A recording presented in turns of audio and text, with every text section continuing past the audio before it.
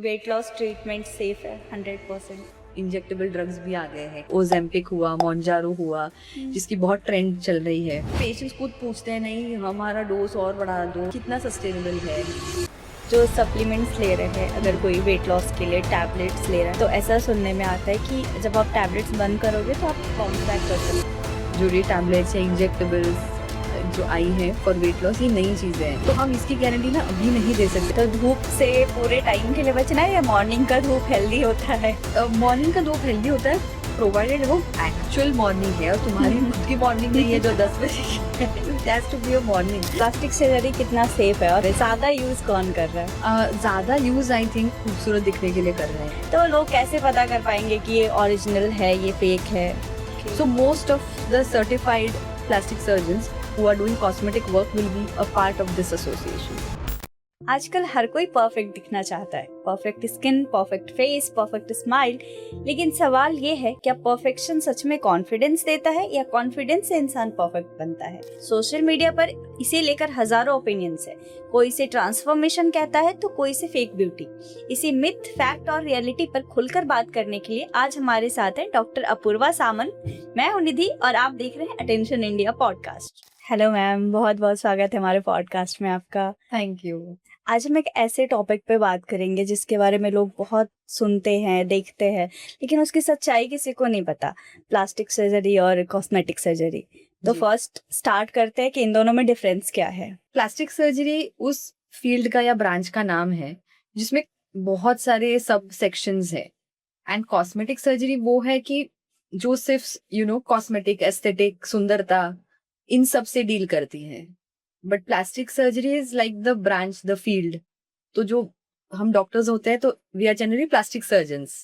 तो कुछ रिकंस्ट्रक्शन करते हैं, कुछ कॉस्मेटिक सर्जरी करते हैं, कुछ बच्चों के प्लास्टिक सर्जरीज करते हैं, so on and so fourth. बच्चों के प्लास्टिक सर्जरी मींस जो डेवलपमेंटल इश्यूज हैं, किसी को बर्थ डिफेक्ट्स हैं, तो उनके हर एक जन अपना अपना हिसाब से उसमें सब स्पेशलाइज कर लेता है। तो प्लास्टिक सर्जन्स जो फिर कॉस्मेटिक वर्क करते हैं उनको कॉस्मेटिक सर्जन्स कहते हैं, और उस पार्ट को कॉस्मेटिक सर्जरी। अब जैसे कि प्लास्टिक सर्जरी में बहुत सारे ऐसे हैं जिनको कि हम पेशेंट बोल सकते हैं, क्योंकि वो किसी न किसी तरीके से बोल सकते हैं कि वो बीमार है, उनको जरूरत है डॉक्टर की। बट कॉस्मेटिक सर्जरी जो कि आजकल इंस्टाग्राम फिल्टर और सोशल मीडिया पे लोगों को देख के कि वो बहुत सुंदर दिख रहे हैं, इसलिए हमें भी सुंदर दिखना है, तो इसलिए लोग आते हैं, करते हैं। तो उसे आप मतलब किस तरीके से हम बोल सकते हैं? क्योंकि पॉडकास्ट में कई बार ये सेक्शन आएगा कि क्या बोले हम उनको, क्लाइंट बोल सकते हैं या पेशेंट बोले, क्योंकि वो बीमार तो नहीं है। या वेरी नाइस क्वेश्चन एक्चुअली। हाँ, हम उसे क्लाइंट कह सकते हैं। और कई बार ऐसे होता है कि वो हमारा रिलेशनशिप भी वैसे ही होता है कि ये इनको ये आउटकम चाहिए, इन्होंने ये देखा हुआ है या उनको ये फीलिंग है कि सब कुछ अच्छा ही है बट और कुछ बेहतर कराना है। ये आउटकम की उनको नेसेसरी है, उन्होंने ये कहा है कि हमें ये चाहिए, इतने इतने उसकी कॉस्ट है और फिर वो डिलीवर भी करना है। तो वो एक रिलेशनशिप भी वैसे ही हो जाती है कि जैसे कि एक नॉर्मल बिजनेस में क्लाइंट कैसे होता है वैसा। But most of the times कहीं ना कहीं एक एक रिलेशनशिप भी वैसे बनती है, और कहीं ना कहीं किसी ना किसी को कोई अंदर से अपनी कुछ कमियां होती है, या फिर कोई कभी डिफेक्ट होता है या कोई मार्क होता है, तो फिर वो एक पेशेंट जैसे ही है। बट या client is a good word actually and more practical.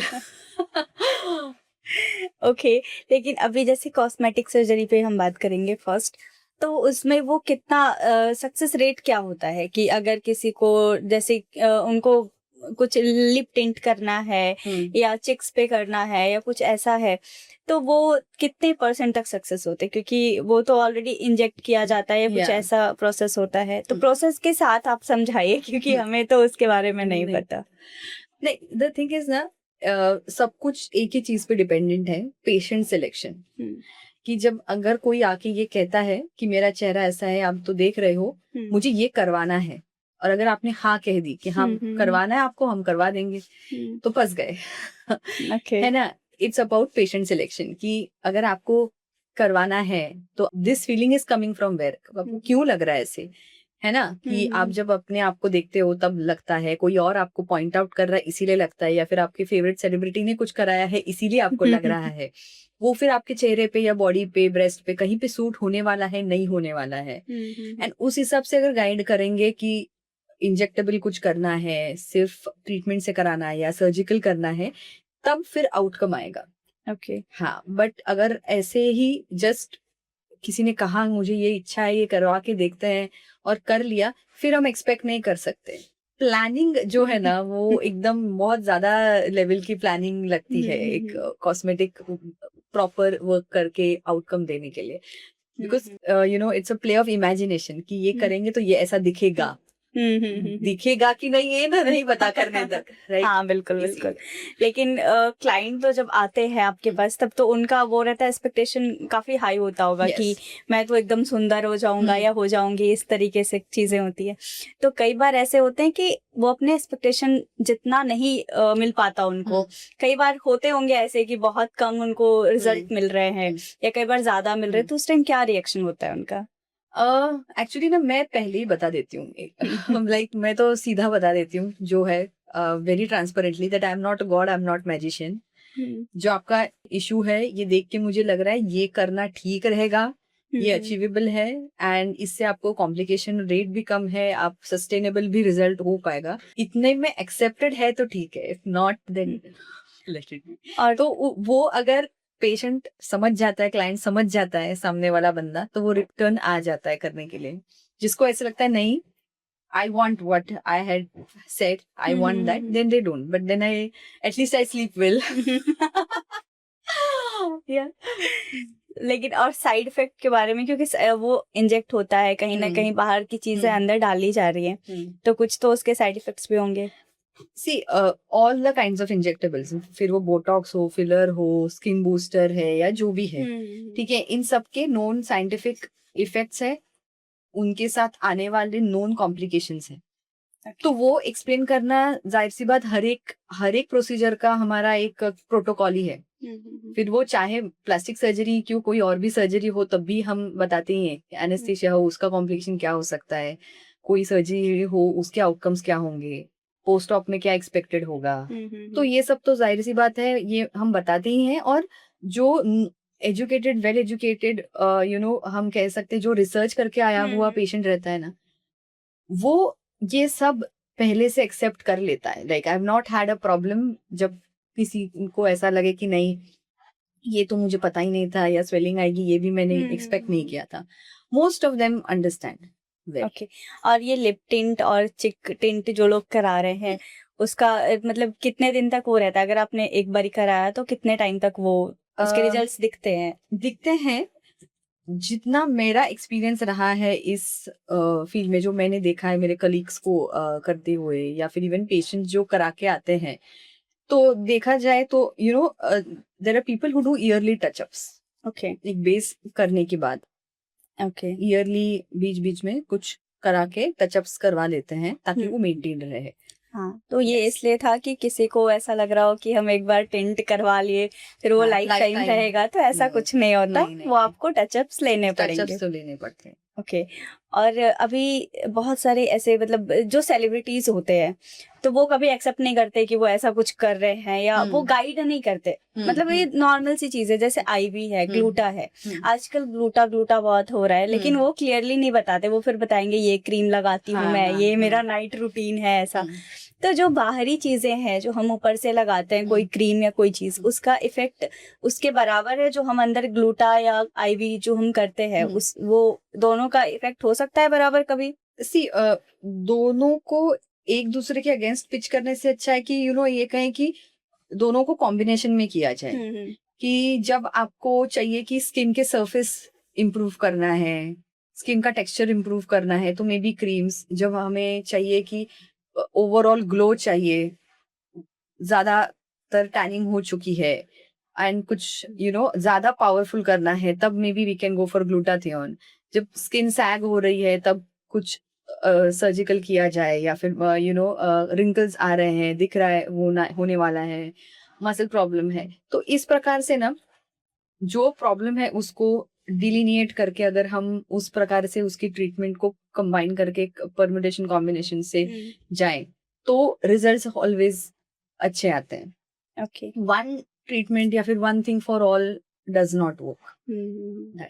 अब जैसे हम डॉक्टर को जब कंसल्ट करते हैं तो फिर वहाँ पे बात होती है कि आप जैसे ग्लूटा का है, अगर हम एग्जांपल लें तो बोलेंगे कि ठीक है आपका स्किन ठीक हो जाएगा, या फिर बहुत सारी चीजें, वो बिजनेस के लिए बहुत सारे लोग बड़े बड़े वादे कर देते हैं। फिर आपको सिर्फ 10 सिटिंग ये करना है, 10 सेशन लेने हैं। ऐसा होता है कि 10 सेशन लेने के बाद आपका काम खत्म, उसके बाद फिर आपको कभी नहीं करना है? आपकी वो परमानेंट कलर जो आपका वो 10 सेशन के बाद आया है वो आपका टिका रहेगा? नहीं, सब हर चीज को मेंटेन तो करना ही है ना। तो ये भी मैं चीज पहले से बता देती हूँ कि भाई जो भी कर लो, अभी हम एक एंड रिजल्ट पे आएंगे, हम एक आउटकम पे आएंगे, फिर उसके बाद मेंटेन थोड़ा मोटा करना ही पड़ेगा। If you are that motivated then only get into this. Okay. Yeah, the first thing I judge whenever someone walks into my clinic is the motivation to maintain it. बिल्कुल बिल्कुल। और सबसे सेफ क्या है अपने स्किन को सही रखने के लिए? सबसे सेफ ट्रीटमेंट और सबसे अफोर्डेबल भी, ऐसा कुछ? A good combination of skin routine plus maybe जैसे आपने कहा कि ग्लूटाथियोन है, तो ग्लूटाथियोन आईवी की भी जरूरत नहीं। देयर आर मेनी सैचेज जो ले सकते हैं, टैबलेट्स है, तो ये कुछ कॉम्बिनेशन बीच में अपने हिसाब से रख दिया। फिर मे बी मंथली एक आधा कुछ क्लीन अप या सम एक आधी प्रोसीजर कर ली जो है, तो I think that entire if planned out well वो बहुत ही अच्छा इकोनॉमिकल एंड टिकाऊ चीज अपने लिए हो सकती है, अफोर्डेबल भी। या और ये आईवी जो लेते हैं ग्लूटाथियोन आईवी, बाकी जो भी चीजें उसमें डालते होंगे, उसका कोई साइड इफेक्ट है? उसका साइड इफेक्ट ऐसे नहीं है, बट ना एक हमेशा हमने ध्यान में रखना है कि कोई भी चीज, इवन फूड की तो एलर्जीज रहती हैं, नॉर्मली हमने देखा हुआ है, राइट। तो कोई भी चीज हम नहीं जब किसी को दे रहे हैं ना, तो एक एलर्जिक रिएक्शन आ ही सकती है, राइट। और हमें वो पहले से नहीं पता, राइट। तो पहला एटलीस्ट फर्स्ट डोज जब लेते हैं तब it has to go very slow and it has to go at a very diluted and a smaller on a smaller scale. Okay. एक बार पता चल गया हमको कि हाँ पेशेंट एडजस्ट हो गया है, पेशेंट इज वेल एडजस्टेड, ये सेम कॉम्बिनेशन जो भी है इस कॉकटेल को कोई इफेक्ट नहीं आया है एंड पेशेंट ने एक बार ले लिया है, फिर उसके बाद हम उसका डोज बढ़ा भी सकते हैं। अभी इंस्टाग्राम पे बहुत सारी चीजें जैसे ग्लूटा फिजी करके अभी है, मैं ब्रांड का नाम नहीं लूंगी, लेकिन बहुत सारे सेलिब्रिटीज ऐसे ही, जैसे हम पॉडकास्ट में बैठे हैं वैसे ही बैठ के कि मैंने आईवी लेना बंद कर दिया, अब मैं ग्लूटा फिजी लेता हूँ या लेती हूँ और मुझे सेम रिजल्ट्स मिल रहे, मुझे आईवी की जरूरत नहीं है। तो ये सेम रिजल्ट्स देता है ग्लूटा और ग्लूटा फिजी और ग्लूटाथियोन जो हम लेते हैं आईवी के थ्रू? सो अभी ग्लूटाथियोन तो एक मॉलिक्यूल है, right, it's like a drug, तो उसको हम काफी टाइप्स में डाल सकते हैं, जैसे कि उसके टैबलेट्स हो गए, सैचेज हो गए, कुछ भी। तो जैसे जैसे अभी आगे बढ़ते जाएगा साइंस, तो और ये मॉलिक्यूल्स के अलग अलग टाइप्स आते जाएंगे। ओके। हाँ, एंड जो भी जिस बंदे के लिए वर्क कर रहा है वो वर्क कर रहा है, इट्स समथिंग लाइक दैट। तो हाँ, नॉट नेसेसरी आईवी ही रिजल्ट देगा। कंसिस्टेंटली अगर जो भी कर रहे हैं ना, कंसिस्टेंटली अगर उस रिजल्ट के लिए करेंगे तो over a period of time it will give results. Okay. और कुछ एक छोटा सा ब्यूटी टिप्स बता दीजिए, जो लोग आईवी और ये सब चीजें नहीं करना चाहते वो नेचुरली अपने स्किन को कैसे ठीक रख सकते हैं? So most importantly you should do sun protection, that is most. यानी कि अगर सनस्क्रीन नहीं भी पहनना है, किसी को नहीं डालना है, डालने की से चिपचिप होती है ना, तो मैं इस पेशेंट को सीधा बोल देती हूँ कि एटलीस्ट एक स्कार्फ टाई किया करो and protect yourself when you are going out, क्योंकि धूप इतनी हो गई है कि you know it is going to have some effects, so that is main and moisturizing is main. At least ये दो चीजें अगर consistently बहुत करेंगे तो जो नहीं पहले कर रहे थे ना उनको भी 2-3 months down the line बहुत रिजल्ट दिखता है, अच्छा, बहुत स्किन अच्छा हो जाता है। और धूप, आपने बोला कि धूप से बचो, तो धूप से पूरे टाइम के लिए बचना है या मॉर्निंग का धूप हेल्दी होता है?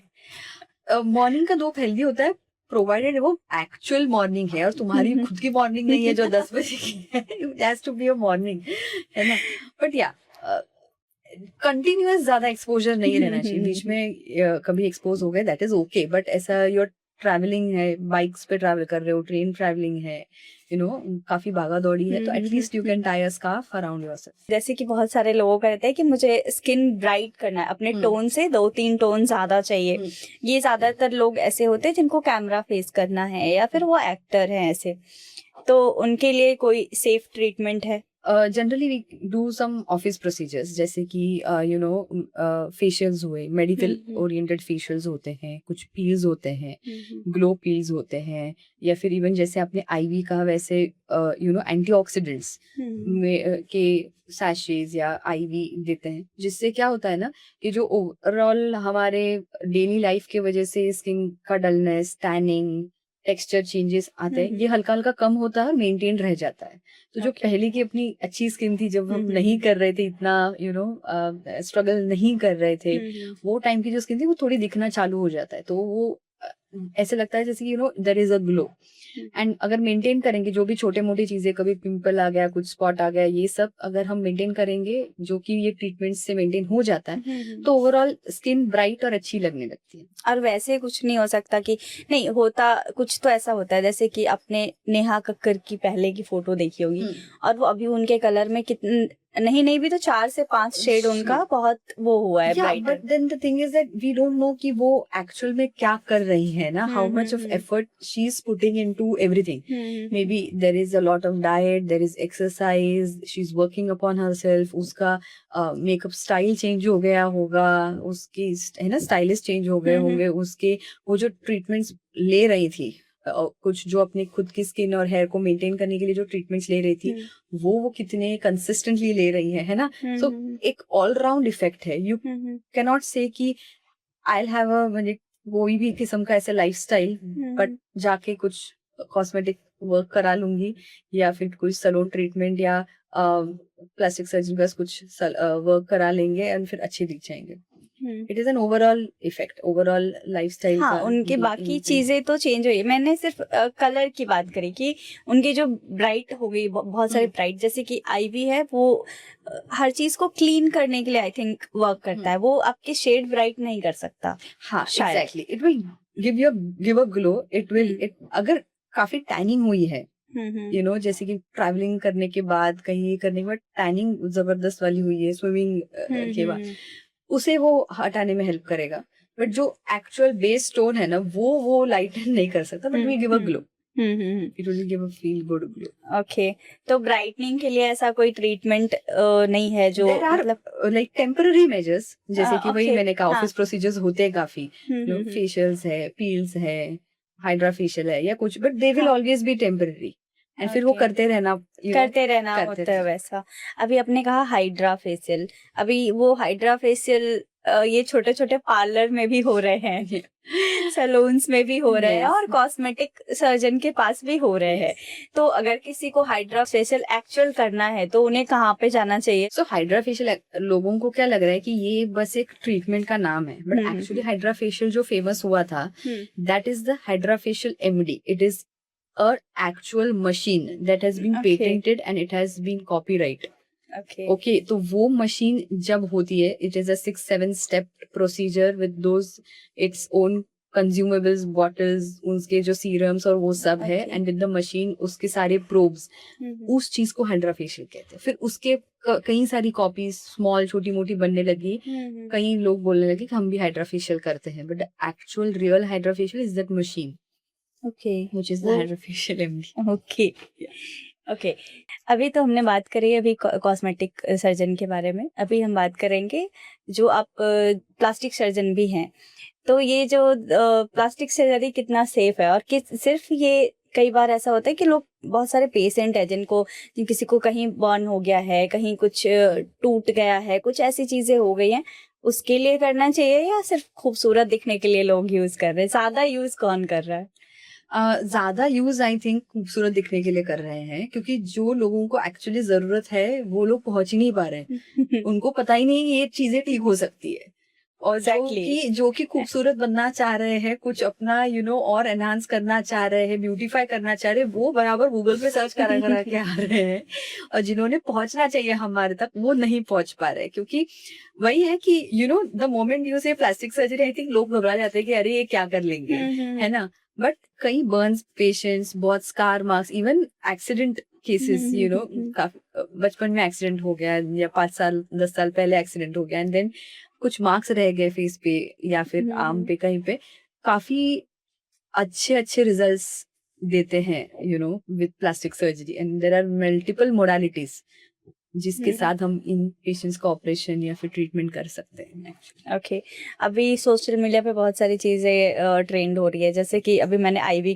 का बताया आपको, वैसे इम्प्लांट के बारे में भी बहुत सारे लोग बात करते हैं, तो इसके बारे में थोड़ा डिटेल में बताइए। ज़्यादातर कैसे लोग आते हैं, क्या करने आते हैं, पूरी डिटेल में बताइए। तो बहुत ही अच्छा क्वेश्चन है। एक्चुअली इम्प्लांट्स पहले पहले फेमस हुए सिर्फ ब्रेस्ट के लिए। बहुत सालों पहले से यू नो ब्रेस्ट का साइज एनहांस करने के लिए उसके अंदर इम्प्लांट्स डाले जाते थे और फिर इम्प्लांट्स बहुत मॉडिफाई हुए, बहुत अच्छे अच्छे किस्म के। अभी तो जो इम्प्लांट्स आते हैं very natural looking implants made of silicon, okay, and very safe. बहुत कॉमन प्रोसीजर है ब्रेस्ट इम्प्लांट करना, is a very very common procedure, काफी लोग करा लेते हैं। एंड उसके साथ साथ फिर because silicon is very inert and very safe, तो उससे कई और इम्प्लांट्स आना चालू हो गया, जैसे कि चिन एनहांस करने के लिए चिन इम्प्लांट्स आए, फॉर नोज इम्प्लांट्स आने लगे। देयर आर इम्प्लांट्स यानी कि कस्टमाइज्ड इम्प्लांट्स भी होते हैं। कई बार ऐसे होता है कि फेस इज एसिमेट्रिक, और जैसे मैंने कहा ना, एक्सीडेंट हो गया है, एक साइड पर कोई फ्रैक्चर वगैरह होके कुछ दब गया, तो कई बार हम नेचुरली वैसे ही उसे नहीं सिमेट्रिक कर सकते, तो फिर कई बार हम सिटी स्कैन वगैरह करा के इम्प्लांट को कस्टमाइज करके वो इम्प्लांट प्लेस करते हैं। Okay so implants have been used in various places, like बहुत सारे ऑर्गन्स में, बॉडी, इसमें हम इम्प्लांट्स का कॉमनली यूज करते हैं। In fact there has been a case wherein the guy did not have one sided testicle, तो उसके लिए कस्टमाइज टेस्टिकुलर इम्प्लांट भी बनाया था। अभी ये सब चीजें हैं, अभी आपको लोग देखेंगे तो आप पे ट्रस्ट कर सकते हैं कि आप एक डॉक्टर हो, इस तरीके की चीजें करते हैं, लेकिन ऐसे नॉर्मली नहीं पता लोगों को, तो वो गूगल करते हैं कि हमें अभी कॉस्मेटिक सर्जन के पास जाना है, और गूगल वही दिखाता है जिसकी मार्केटिंग और पीआर जबरदस्त होती है, ज्यादा होती है, तो वो चीजें पहले फीड में आती है, और या फिर पहले ही आप देख पाते हो। तो ऐसे कैसे पता चलेगा कि कोई डॉक्टर है, उसने ऐसे फेक सर्टिफिकेट बनाया, अब उसके पास बहुत पैसे हैं, उन्होंने अपना पीआर करा करके बहुत वो कर लिया, हम वहां जाएंगे तो हमें रिजल्ट तो नहीं मिलेगा, ऐसा है, तो लोग कैसे पता कर पाएंगे कि ये ओरिजिनल है, ये फेक है? सैडली पता करने के बहुत कम तरीके हैं, बट मुझे कैसे लगता है ना, एक वाइब हमें आ जाती है, you should always trust your gut feeling, है ना। तो हम जब जाते हैं, बात करते हैं, मैं हमेशा ना पेशेंट्स को वो भी कहती हूँ कि कई बार लोगों को, जैसे कि फोन पे बात करके आप मुझे बता लो, या फिर व्हाट्सएप पे बात कर ली है, या फिर गूगल मीट पे बात कर ली है, मैं उनको कई बार बताती हूँ कि अगर आप हो मुंबई में, I don't mind taking out time, but you meet me once, you know, meet me once और twice, you get a feel, let's connect. तो वही है कि एक first thing is your gut feeling, what you feel about that person as such. Second thing is कि I don't think any actual you know certified plastic or cosmetic surgeon is going to really very commercially market themselves, though they can, but I have whatever I have seen, यानी कि मैं मेरे experience से कह रही हूँ कि जो भी मेरे कलीग्स है जो बहुत अच्छा काम कर रहे हैं, जो भी हमारे सीनियर्स है जो बहुत अच्छा काम कर रहे हैं, they are so down to earth and so reachable and so non commercial, and I think that speaks volumes. Okay लेकिन उन तक लोग पहुंच नहीं पाएंगे ना, अगर उनकी मार्केटिंग ज्यादा नहीं है तो। that is one downfall of it, but अब क्या कर सकते हैं। मोस्ट ऑफ टाइम्स एक चीज बोल सकती हूँ कि हमारा एक एसोसिएशन है जिसको IAPS कहते हैं, Indian association of aesthetic plastic surgeons, AIAAPS. So most of the certified plastic surgeons who are doing cosmetic work will be a part of this association. Okay. Yeah, which is a very small community, but it has people from all over India. Okay, तो वहाँ से भी आप check कर सकते हैं। Okay. अभी हमने बात करी सर्जरी की, अभी हम करते हैं वेट लॉस के ऊपर, कि वेट लॉस कितना इफेक्टिव है। अगर जैसे कि अभी बहुत सारा ट्रेंड कर रहा है, EMS ट्रीटमेंट कर रहे हैं लोग, बॉडी टाइटनिंग के लिए RF ट्रीटमेंट करते हैं, तो वो कितना इफेक्टिव है और कितने हद तक, मतलब जैसे कि कोई फैट है, क्योंकि कोई अगर कोई आदमी ऐसे मोटे हो गए या कोई लेडी मोटी हो गई, उनके रीजंस अलग अलग होते हैं। कुछ होते हैं जो थायराइड की वजह से होते हैं, तो थायराइड वाले जो पेशेंट है, पहले उसके बारे में हम बात करते हैं। तो थायराइड वाले पेशेंट का जो वेट लॉस ट्रीटमेंट है वो किस हद तक सक्सेसफुल होता है? अगर जो थायराइड की इशू है उसे हम कंट्रोल कर सकते हैं एंड पेशेंट उसे कंट्रोल करके जो मॉडिफिकेशंस बताए गए हैं असेसमेंट के हिसाब से, डाइटरी चेंजेस हो गए, एक्सरसाइज से हो गया, और अगर थायराइड कंट्रोल करने के बाद उसे जितना वेट लॉस हो सकता है वो उसने कर लिया, तो काफी हद तक पेशेंट्स मेंटेन रहते हैं। बट हम ये एक्सपेक्ट नहीं कर सकते, पेशेंट ने भी नहीं करना चाहिए कि it is going to go back to very much the normal.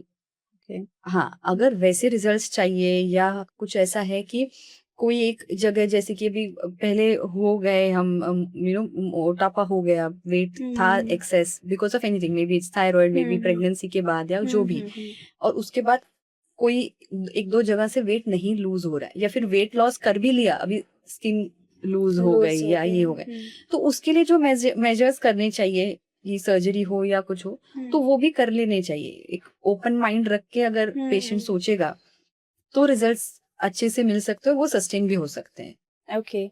और जो अगर मतलब जैसे कि आपने बोला कि सर्जरी अगर बेबी हुआ है किसी को और उनका भी हो गया, वो नॉर्मल है, बट उनका भी फैट जो है वो नहीं जा रहा है, तो उन्होंने सर्जरी कराई, ईएमएस कराया, और जो भी चीजें हैं वो नॉर्मल प्रोसेस से हट गया, हो गया क्लीन, अभी वो फिट है, तो फिर उसके बाद वो जिम से मेंटेन रख सकती हैं उस चीज को। इनफैक्ट कराना ही चाहिए, जिम, हेल्दी लाइफस्टाइल, एक्सरसाइज जो भी है उससे मेंटेन रखना ही चाहिए, बिकॉज कैसे है ना, फैट भी एक फिजियोलॉजिकल चीज है ना, और जैसे हम रोज ही खा रहे हैं, रोज ही सब कर रहे हैं, है ना, तो फैट जैसे तो वापस आ भी सकता है। जैसे कि ब्रशिंग है, हम तो रोज ही ब्रश करते हैं क्योंकि हम रोज खाना खा रहे हैं, तो टीथ का भी वेयर एंड टेयर जो भी गंदा होना है रोज ही हो रहा है, तो रोज तुम केयर कर रहे हो ना, तो वैसे अपनी बॉडी का अगर सर्जरी भी कराई है पर उसकी केयर तो लेनी है, तो एक्सरसाइज या इससे मेंटेन कर सकते हैं, और अच्छे से मेंटेन होते हैं पेशेंट्स, लाइक बहुत अच्छे से। और जो अभी कोई ट्रीटमेंट लिया, वो ट्रीटमेंट चल रहा है, उसके साथ स्ट्रिक्ट डाइट फॉलो करना इम्पोर्टेंट है। हाँ, इनफैक्ट हम वैसे ही प्लान करते हैं। पेशेंट को पहले हम पूरा उसका बीएमआई मेजरमेंट, वेट, फिर उसकी लाइफस्टाइल क्या है, साइकोलॉजी क्या है, उसकी फूड हैबिट्स क्या है, उसके पहले फिर डाइटिशियन उसके साथ बैठ के पूरा डाइट मैपिंग करते हैं, फिर उसका सोनोग्राफी गाइडेड फैट मैपिंग करते हैं कि एग्जैक्टली फैट कौन से लेयर्स में है, ऊपर है कि नीचे है, ऑर्गन्स के अराउंड है, क्या इसको हेल्प करेगा, सर्जरी हेल्प करेगी कि जस्ट एक्सरसाइज एंड डाइट पे डालना चाहिए, एटसेट्रा। तो उस हिसाब से क्या होता है, फिर ना हम पिन पॉइंट कर सकते हैं एग्जैक्टली, और फिर फोकस से अगर काम करेंगे पेशेंट के साथ मिलके, तो उसका आउटकम आता है। और वेट लॉस ट्रीटमेंट सेफ है 100%? कुछ भी अगर हम एक मर्यादा में करें तो सेफ है। पेशेंट्स ने भी जानना है, सभी ने ये जानना है कि किसी भी चीज का ओवरडू नहीं करना है। जैसे कि अभी तो वो इंजेक्टेबल ड्रग्स भी आ गए हैं कि मोंजारो हुआ, ओजेम्पिक हुआ, मोंजारो हुआ, जिसकी बहुत ट्रेंड चल रही है, एंड पेशेंट्स खुद पूछते हैं, नहीं हमारा डोज और बढ़ा दो, हम ये कर दो, वो कर दो, देन उसमें कितना सस्टेनेबल है वो चीज, या किसने वो करना चाहिए, उसके साइड इफेक्ट्स क्या है, ये समझ के अगर दोनों डॉक्टर और पेशेंट दोनों ले तो चीजें सेफ हो सकती है। ओके। और जो सप्लीमेंट्स ले रहे हैं, अगर कोई वेट लॉस के लिए टैबलेट्स ले रहा है, तो ऐसा सुनने में आता है कि जब आप टैबलेट्स बंद करोगे तो आप बाउंस बैक कर सकते हो। वो 100% श्योर है कि होएगा ही बाउंस बैक, ऐसा? तो मतलब अगर आप ले रहे हो तो लेते ही रहो, ऐसा? तो उससे भी तो साइड इफेक्ट्स होंगे। वो तो होंगे। एंड ये कैसे ना, ये सब नई चीजें हैं, जो ये टैबलेट्स या इंजेक्टेबल्स जो आई है फॉर वेट लॉस, ये नई चीजें हैं, तो हम इसकी गारंटी ना अभी नहीं दे सकते। कई पेशेंट्स पूछते हैं कि नहीं ये सेफ है ना, आप ये पूरा इससे बताइए। अभी के स्टडीज ये कह रहे हैं, पर स्टडीज अभी हुए ही कितने साल के लिए है ना, so there is still a long way to go. और फिर अभी जैसे कि बहुत सारे हम नॉर्मल जो लेडी होती हैं, उनका वो प्रेग्नेंट होती है, उनका बेबी होता है, और वो थोड़ी उनका फेस, बॉडी सब चेंज हो जाता है, बट जो सेलिब्रिटीज होते हैं उनके भी बेबी होते हैं और उनका कुछ चेंज नहीं होता। बेबी होने के बाद भी आप उनके 2 महीने बाद की फोटो देखो वो सेम दिख रहे होते हैं, तो उसका क्या राज है? सी एक्चुअली ना वो लोग बहुत ज्यादा प्लानिंग करते हैं अच्छे से, लाइक आई डोंट थिंक कि हम सब औरतें even for that matter me जब प्रेग्नेंट होते हैं तो we are doing all kinds of work पहले भी। कई तो बार ऐसे होता है कि प्रेगनेंसी भी प्लान नहीं होती है, सो हम उसके पहले भी हम किस शेप में है या कौन से हम what is our nutritional condition, diet क्या है अपना, हम उस पर भी ध्यान नहीं देते। But I think when you have a team तो वो पहले का भी प्री प्लानिंग काफी अच्छे से होती है, एंड सिंस उनका क्या कहते हैं कि उनका पूरी रोजी रोटी इसी चीज पे डिपेंडेंट है, बिल्कुल, बिल्कुल। तो वो उतना उसकी जी जान उसके लिए लगाते भी हैं। एंड कई बार ऐसे हो भी सकता है कि उन्होंने कुछ सर्जिकल करेक्शंस करवा भी दिए हो, जो भी सही नहीं लग रहा हो मे बी पहले से ही देख के प्लान करा के सही करवा भी दिया हो। So we don't know about that, but yeah it's actually I think it's a very big team effort पहले से ही सब मीन्स वो पहले और बाद का सब उनका प्री प्लान होगा मोस्टली, तो yes, because it takes a lot of effort and it takes a lot of toll, pregnancy changes you, है ना, कंप्लीटली। हाँ, बट वैसे मतलब क्योंकि ऐसे हार्मोनल चेंजेस तो किसी में हो सकता है, वो तो नहीं पता कि वो आलिया भट्ट है तो उसमें नहीं होंगे, अभी दूसरे है कोई तो उस पे हो गया।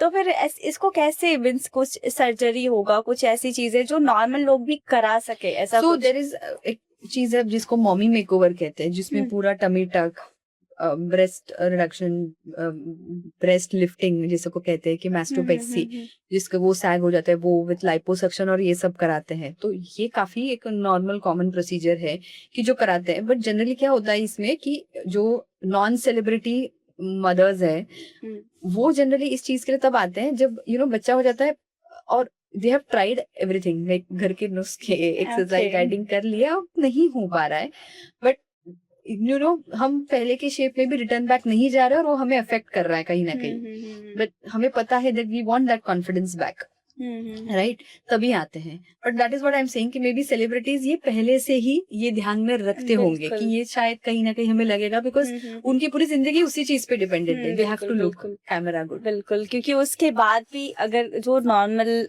मम्मीज हैं जिनके बेबी होते हैं उसके बाद हार्मोनल तो ठीक है, उसके बाद मेंटल प्रॉब्लम्स बहुत हो जाती है कि अभी मैं इतनी सुंदर थी, अभी मैं ऐसे दिख रही हूँ, तो वो सारी चीजें, और मुझे कुछ नहीं मिल रहा, ऊपर से बच्चा परेशान अलग है तो वो सब चीजें, तो ये सब जो जब वो आते हैं आपके पास कुछ ऐसी चीजों के लिए, तो आप उस चीज को कैसे हैंडल करते हो? सो वही है कि मैंने जैसे पहले कहा ना कि एक पेशेंट की साइकोलॉजी और उसके जो सपोर्ट सिस्टम है ना, उनकी भी साइकोलॉजी समझना बहुत जरूरी है। तो जब हम टमी टक या लाइपोसक्शन ऐसा करते हैं तो मैं उनको पूछती हूँ कि आपके साथ है कौन जो आपकी इस जर्नी में आपके साथ रहने वाला है। जो मैसिव वेट लॉस की पेशेंट है, जो उसका स्किन कंटूरिंग करना है, स्किन ये करना है, तो आई आस्क देम कि बाबा आपके साथ कौन होने वाला है, because it is not a short procedure, recovery is there, and result is going to be amazing, you will feel good, but उसके साथ आपके साथ कोई रहना जरूरी है जो आपको मोटिवेटेड रखे, है ना, आपको हेल्प की जरूरत पड़ेगी। And I ask them all this कि घर पे कौन है, बच्चा कहाँ है, ये सब कुछ, बिकॉज नहीं तो ना वो और एक बड़ा प्रॉब्लम हो जाएगा कि उसके सर्जरी भी कर दी, हेल्प भी नहीं है, और अगर हमने उसको ये बताया नहीं, बाद में मुझे आके परेशान करेंगे कि डॉक्टर आपने तो बताया नहीं कि इतना सब लगने वाला है। ओके, और बहुत सारे ऐसे भी लोग होते हैं ना जो मतलब अभी हम कुछ कॉमन चीजों पे बात करते हैं, कुछ कॉमन प्रॉब्लम्स जो होती हैं, जैसे कि कोई किसी का एज है 25 इयर्स लेकिन वो दिख रहा 28-29 इयर्स का, ये प्रॉब्लम किस वजह से होती है? क्या कॉमन चीजें हैं, मिस्टेक जो लोग कर रहे हैं नॉर्मली कि एज से ज्यादा दिख रहे हैं वैसा? जनरली ना कोई फेशियल स्ट्रक्चर की बातें होती है जो कि जेनेटिकली है, कि कोई लोग जब रहेंगे उनके पेरेंट्स भी देखोगे तो वो पहले से ज्यादा थोड़े बड़े ही दिखते हैं, तो ये एक फैक्टर हो गया। Secondly I think lot to do with how your hair is placed, how you style your hair always, or maybe with females it's the way they dress or something, but अगर bone structure या फिर facial features में ऐसा कुछ है जिसमें ऐसा लगता है कि पेशेंट थोड़ा एजेड लग रहा है पहले से, तो हम कुछ ना कुछ चीजें उसमें कर ये करते हैं। जनरली आई एरिया जो रहता है, अगर रिंकल्स आ रहा है या फिर स्ट्रेनस, ऐसे कभी कभी आईज एकदम टायर्ड लग जाते हैं, इस वजह से ऐसे ना लगता है कि इंसान बहुत टेंशन में है या स्ट्रेस में है।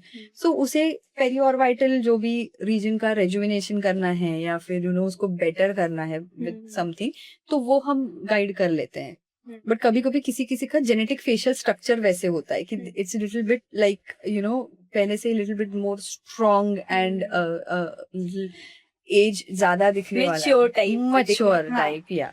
लेकिन मैं वो तो आप ट्रीटमेंट कर दोगे वैसा नहीं, आपने ऐसा कुछ बताना है कि किस कारण से कोई ऐसा होता है ना कि कोई ऐसा कॉमन चीज है जो गलतियां सब कर रहे होते हैं जिसकी वजह से ऐसे दिख रहे हैं, या फिर एजिंग आ जाता है जल्दी, कोई स्ट्रेस ले रहा है या कुछ ऐसी चीजें आजकल इसमें आ रहा है क्योंकि आजकल ना लोग स्क्रीन पे बहुत होते हैं, इन जनरल काम भी सब लैपटॉप्स पे होने लगा है। तो अगर आप देखोगे किसी को भी ना, तो आई के अराउंड वो रिंकल्स, डार्क, और आई के अराउंड एक हॉलो दिखना लगता है, ये लाइन ज्यादा दिखती है। इस वजह से ना सडनली पेशेंट का एज या सडनली पेशेंट का नेचर ऐसे लग जाता है जैसे कि ये बहुत टेंशन लेने वाला बंदा है, या फिर इसी एज में ज्यादा है। Because whenever we look at people, we generally first look at their eyes, right? तो वो it gives out a lot about yourself and your personality. मुझे लगता है वो एक फैक्टर है आजकल बहुत होने लगा है, क्योंकि हम अगर काम भी नहीं कर रहे तब भी हम फोन पे, हमारे स्क्रीन पे है, हम अवॉइड ही नहीं कर सकते। बिल्कुल।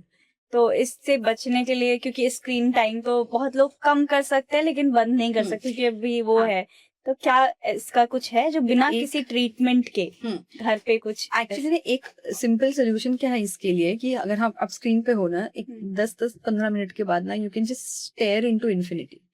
ओके। हाँ, बिकॉज मसल्स को ना actual relaxation, we are always focusing. हम स्क्रीन पे देख रहे हैं, वो छोड़ के अगर हम बात भी कर रहे हैं किसी से तब भी हम उस पे फोकस ही कर रहे हैं, उसके फेस पे। So don't make yourself focus on something. Just look into the window or look somewhere outside, which is not focused.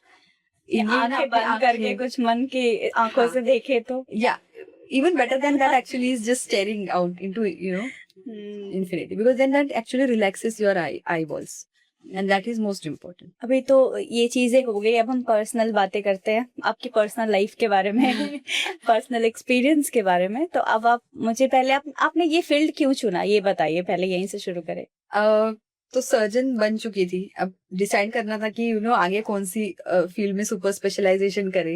And जब सब देखा, ऐसे लगा कि प्लास्टिक सर्जन के साथ जब भी काम किया था मेरे सर्जिकल टाइम में, तभी उनके पास है ना रोज कोई नया एक केस, नया कोई पेशेंट, नई रिक्वेस्ट ऐसे आती थी। तो every day it is like something new. Okay. Because we don't know patient क्या रिक्वेस्ट लेके क्या चाह रहा है। तो at least that keeps me like whenever I am going to the clinic और समथिंग, मुझे बहुत बड़ी एक्साइटमेंट रहती है, ये आने वाला है, क्या है, कुछ प्लान नया करेंगे। आप अपने एक्सपीरियंस में बताओ, आपके पास कोई ऐसी रिक्वेस्ट आई है जो ऐसे एकदम आपको हिला के रख दिया हो एकदम से? सो एक बार एक लड़की आई थी, आई टेल यू, एंड उसके हाथ में एक मैगजीन था। Okay, so it was Vogue London, ठीक है। एंड मैं देख के 2 मिनट चौंक गई, मैंने बोला ये मैगजीन क्यों लेके आई है? तो उसने कहा कि देखो ये जो मॉडल है उस पे एक international super model, very famous international super model, उसकी फोटो थी। एक्चुअली इसके जो आईज के नीचे एक यहाँ पे एक ऐसी लेयर बनी हुई है, बिल्कुल वो मुझे चाहिए। मैंने कहा हम ठहरे इंडियन, हाँ वो ठहरी कॉकेशियन। अब एक तो ये फर्क, उसके ऊपर से इतना बड़ा वो मैगजीन में किए हुए हजारों टचअप, उसके पहले उसके मेकअप आर्टिस्ट ने किया हुआ इतना सारा काम, तो ये कहाँ से देंगे? मैंने कहा नहीं। तो तब मैंने तो स्ट्रेट अवे उसे डिनाई कर दिया था। मैंने कहा था I can not give you this much. और सबसे ज्यादा पेशेंट किस चीज के लिए आता है, कैसे, मतलब? सबसे ज्यादा आते हैं एंटी एजिंग प्रोसीजर्स के लिए, या फिर जैसे मैंने कहा implants, any kind of implants, like they don't maybe come for implants, but फिर at the end of it maybe the surgery is an implant surgery. Okay, ज्यादा male आते हैं या female?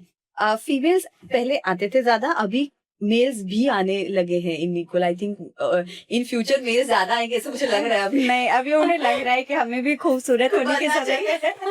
Thank you so much ma'am, आप हमारे podcast में आए और आपने इतनी सारी चीजें बताई, सारी अंदर की बातें बता दिया, सब खुलासा हो गया।